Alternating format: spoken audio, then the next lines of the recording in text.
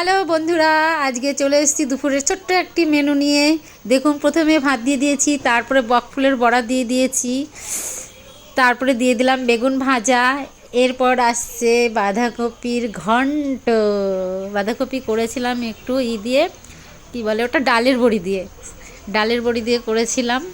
আর তারপরে আসছে চিকেনের লাল লাল ঝোল। ঝোল করিনি যদিও, একটু মাখা মাখা করেছিলাম।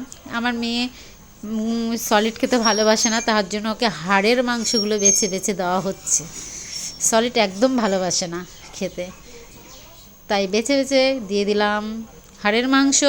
এবার চলে আসছে টমেটোর চাটনি, লাস্ট। আর কিচ্ছু নেই, এরপর আর কিচ্ছু নেই।